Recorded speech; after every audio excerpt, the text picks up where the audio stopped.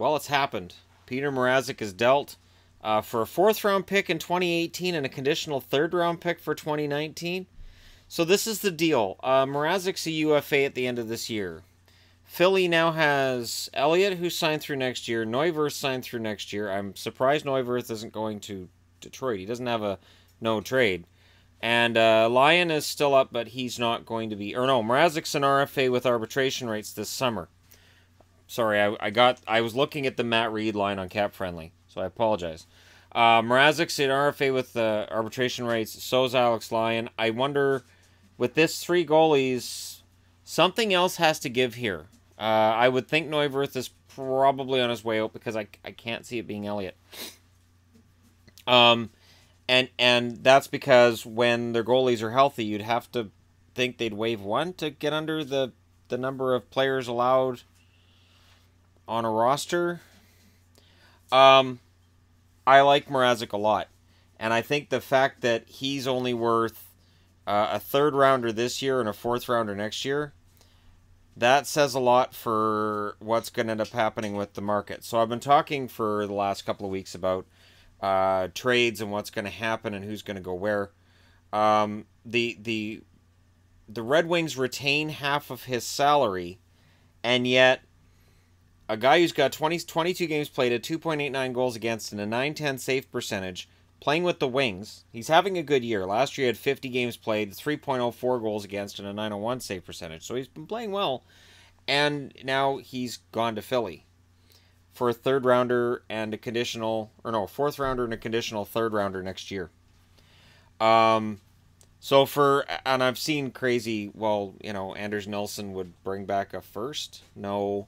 Anders Nilsson to Philly? No, because he's got a year left on his contract. And I would put Mrazek ahead of Nilsson. Mrazek's been really streaky this year. His .910 save percentage surprises me in that it's low, because he's had shutouts and he's played very well. He has 3 shutouts this year. A move to Philly, I hope it solves whatever's been going on with him. And it's been no secret that Ken Holland has wanted to get rid of Peter Mrazek, and now he has. He's ridded himself of a guy that he really desperately wanted to rid himself of. Yeah, so welcome to the Flyers, Peter Mrazek. It's his first move, and he's a good young goaltender. I'm kind of surprised. I genuinely am, because between the two, if I was GM, I'd be more likely to try to move Howard because he's older, he's had a better season, and yet I guess I can understand this. I do wonder about Detroit's future in net. It's not going to be Jared Coreau, I don't think, but again, I could be wrong, and goaltenders are really, really unpredictable. But let me know what you guys think from both sides. So from Philly's side, are you like, yes, Peter Mrazek, we're good? Or are you saying, okay, we got another goalie?